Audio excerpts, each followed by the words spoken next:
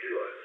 But the way to handle this now is for us to have Walters call Pat Gray and just say, stay the hell out of this. Nearly 40 years ago, on the 8th of August 1974, Republican President Richard Nixon announced his resignation from the presidency of the United States, making him the first and only president to resign from office. His resignation came 10 days before members of Congress were scheduled to debate and vote on articles of impeachment against him for obstruction of justice, abuse of power, and contempt of Congress, in his attempts to cover up the government's involvement in the Watergate scandal, which is a controversy that started when several men were arrested for breaking into the Democratic Party headquarters in the Watergate complex in Washington, D.C. in the run-up to the 1972 presidential election. Those burglars were attempting to repair illegal wiretaps that they had installed earlier that year, funded by donations that were being illegally diverted from the campaign funds of the Committee to Re-elect the President, which, hilariously, is known as CREEP for short. Are we the baddies?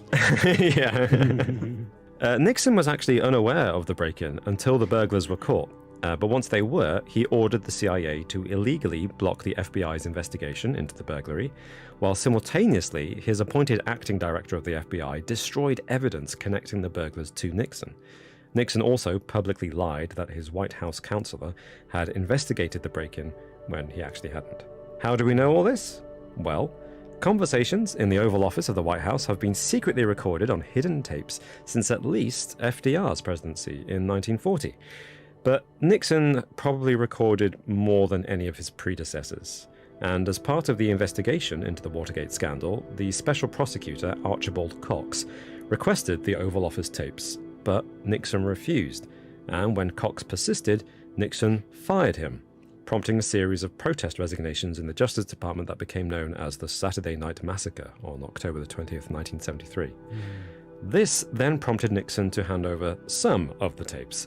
But in the middle of a 79-minute recording of a conversation between Nixon and his chief of staff, Bob Haldeman, made 3 days after the Watergate burglary, there was an 18-minute and 30-second gap. The question is, fellas, what do you think caused that gap in the tapes? Officially, wasn't it the secretary, the White House chief of staff or secretary or something, had accidentally hit the wrong button when she accepted a call?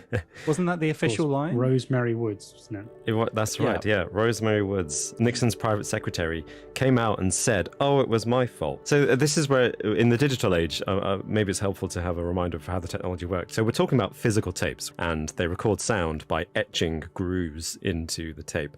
And you can erase it by filling those grooves in with a recording machine. The machine that records the tapes can also erase the tapes. And they had this funny setup where they used foot pedals at a desk to record and delete audio from these tapes. And Rosemary Woods claimed that she was sitting at her desk transcribing the tapes, as was part of her job, and then once she transcribed them, she would delete them and then they'd reuse the tapes. But she claims that she had a phone call midway through transcribing this particular tape, and accidentally she put her foot on the delete pedal, and then she answered the phone, and when she got back to her desk, she realized she'd been deleting instead of whatever it was all this time, and oh no, she deleted several minutes worth. Now this excuse became known as the Rosemary stretch. Oh, she is flexible. She is a flexible old woman. Initially, I was thinking that the phone could have been long enough to reach back, but then from that second angle, it looked a little bit sketchy, didn't it? Yeah. The Rosemary stretch. Yeah. No, she's the scapegoat of scapegoats, isn't she? Blame it on the secretary. Yeah. When asked how much of the tape she deleted, she said 4 or 5 minutes, not You always 18 try and to a play half. these things, though, don't you?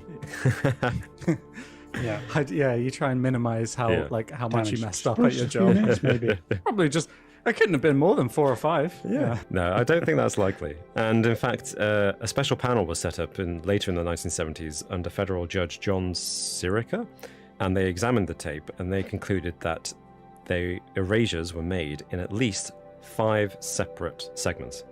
Oh, right. So it was a few minutes at a time and a few minutes more and a few minutes more. Which, is a bit... That doesn't bit quite suspicious. add up, does it? That's Yeah. not quite right. Rosemary, come on. Yeah. Talking of the tapes themselves, do you guys think that this 18.5 minutes basically showed that Nixon knew what was going on with the burglary at Watergate? Well, here's the thing. Many people, especially our American listeners, will probably have heard of the smoking gun tape, which is in July 1974, about a month before he resigned, the Supreme Court ordered Nixon to release all of the tapes, whereas before he'd refused to release them all. And amongst those tapes was the smoking gun tape, which records a conversation 6 days after the break-in between him and Bob Haldeman, the same person he's talking to in this missing tapes segment. And in that, they have a conversation where Nixon says, right, order the FBI to stop the investigation and let's pay some people off. You call him. Good deal. Play it out the way they play it. That's the way we're going to play it. Okay. And that's the one that prompted his resignation the next day, pretty much.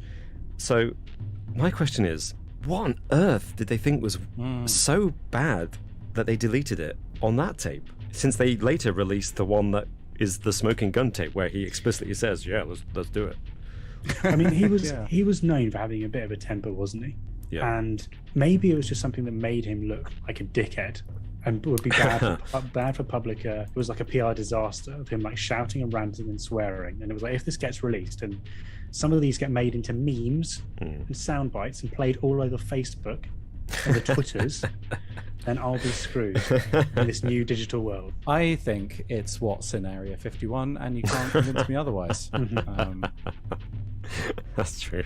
Maybe that was that one bit of that conversation that pertained to Watergate was not about Watergate, but something else completely top secret. And actually, it's quite an innocent thing to delete. Yeah, it could be classified. You can't even say that it was classified because it's too classified so top to say. secret. Yes, so top secret. Because otherwise people people would be top more secret. intrigued. Exactly. Exactly. Well, That's an interesting theory, actually. They would rather people think that it was something, awful that Richard Nixon had said, as opposed to it's something so classified we can't even announce that it's classified. Yeah. Well, do you want to know what Nixon thought of it? In November 2011, a historian called Stanley Cutler requested that the National Archives release Nixon's testimony to a grand jury in 1975. And in his testimony, and I'm quoting Nixon here, he said, "Rose had thought it was 4 minutes long, and now the council have found that it's 18.5 minutes, and I practically blew my stack." He was shocked, he claimed. I'm shocked to find that gambling is going on in here. You're winning, sir. Oh, thank you very much. He said it was just an accident and Rosemary was responsible. And he reminded them several times that he'd never heard that conversation. Obviously, he spoke it, but he'd never listened back to it. Listen back. So right. And he kept saying, "Bear in mind, I've never actually heard this, so I don't really know what you're talking about." That sounds like a guilty person trying to cover their own tracks. And in fact, Chief of Staff Bob Haldeman resigned, and Alexander Haig replaced him just before Nixon resigned himself. And according to Haig, Nixon was spectacularly inept at handling mechanical devices. And Haig suggested that maybe Nixon did it himself accidentally. He was having a nosy, like, what did we talk about before we turn these tapes over? Let's listen to it. And then he just accidentally deleted it. Yeah. Oh yeah, that could be a possibility. Surely he would have just admitted it though, right? I wanted to have a quick listen. Because the him listening in before they submit it is the bad thing there. Yeah, exactly. It's true.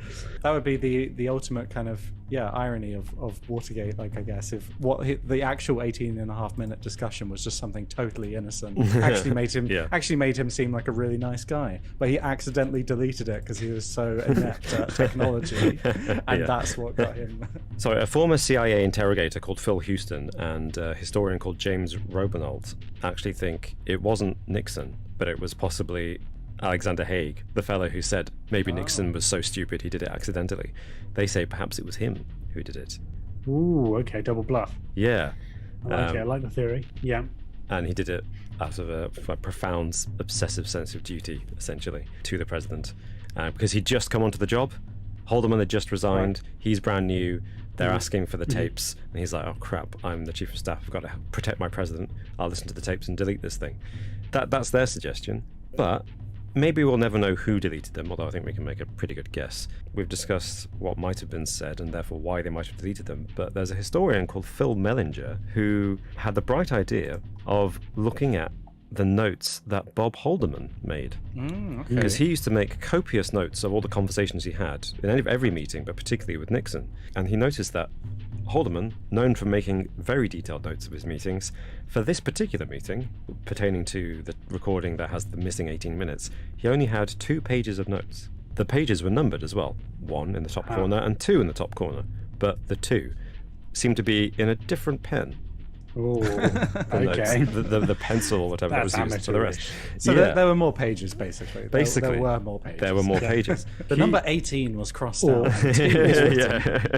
or page 2 was written, the other one was ripped up, and then Yeah. a new page 2 of what was discussed was written at a later date. So he wants to carry out a forensic test on him, which is known as electrostatic detection analysis, which is basically taking photographs. I'm really oversimplifying it here, of documents. And in the same way that if someone writes in a notepad and they take the top page away, if you do a kind of pencil rubbing on the page underneath, it can reveal the indentation of the writing. Do a Nicolas Cage in National Treasure. Exactly. So basically, yeah. He wants to do a high-tech version of that because Haldeman used a ballpoint pen during that meeting, so there should be some indentations. In the year 2000, the National Archives did try to get audio experts to suggest ways in which they might be able to extract audio from the tapes, if it wasn't wiped properly. But problem is, it's analog technology, unlike digital, which stays forever somewhere on somebody's hard drive, deep in the network and the ether and the cloud. When it's analog stuff, when it's deleted, it's deleted. I wonder, is the taping in the White House, is that still a thing today? Is that going on all the time, or did this end after Nixon, or presumably not, because it seemed Nixon proved its importance, right? Yeah, I do believe that subsequent presidents reduced their use of taping. Yeah, I bet they did. But I'm pretty sure it's still there as a kind of matter of national importance and security kind of thing. Because Nixon was big on it, wasn't it? It was like it is a personal decision Yeah, from the president's office if they decide to record. it is. So Yeah, ultimately, it's his own doing got him entrapped. it's a shame we'll never know what was on that tape, but I think we can make an educated guess. I do like your idea though, that it was something so top secret and unrelated to Watergate that we're all distracted. Let us know what you think in the comments below. But thank you everyone so much for watching all this way, and we hope you enjoyed this episode. Make sure to smash that like button, and we'll see you next time.